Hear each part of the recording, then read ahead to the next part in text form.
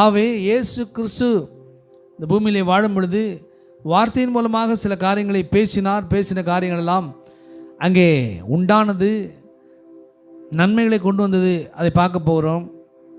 பழைய ஏற்பாட்டிலும் கூட அங்கே ஆதியாகமத்தில் பேசும் பொழுது எல்லா நல்ல காரியங்களும் பேசுகிறார் பாருங்க.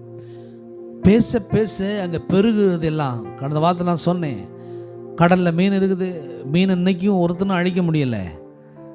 நட்சத்திரம் இருக்குது, பெருகி கொண்டே தான் போகுது, அழிமானமே இல்லை அதுக்கு. எல்லாம் பெருகி கொண்டே இருக்கிறது. மல்டிப்ளை மோர் மல்டிப்ளை, பெருக்கம் பெருக்கம் பெருக்கம். தேவனுடைய வார்த்தைக்கு எவ்வளோ மரியாதை அதெல்லாம் கொடுக்குது பாருங்கள். இந்த வார்த்தை எவ்வளோ வல்லமையாகி இன்றைக்கும் எத்தனையோ 1000 கோடி ஆண்டுகள் ஆண்டது எனக்கு தெரியலை.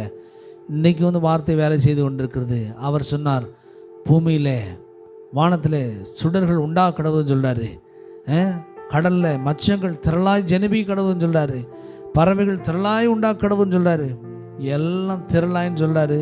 திரளாய் இன்றைக்கு பெருகி கொண்டே இருக்கிறது.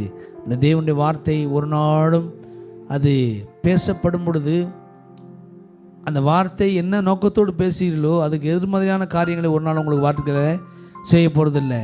என்ன நோக்கத்தோடு இந்த வார்த்தையை உங்கள் வாயில் வைக்கிறாரோ அந்த வார்த்தை உங்களுடைய வாழ்க்கையிலே செயல்பட்டே ஆகும். அவர் என்ன சொல்லார், நான் நினைப்பிற அந்த வார்த்தை வெறுமையான இடத்தில் திரும்பாமல் நான் விரும்பினதை செய்து நான் அனுப்பின காரியமாகும்படி வாய்க்கும். அவர் என்ன நோக்கத்தோடு இங்கே அனுப்புகிறாரோ அந்த நோக்கத்தை நிறைவேற்றி முடித்து விட்டு தான் அவருடைய வார்த்தை மீண்டுமாய் அங்கே செல்லுகிறது.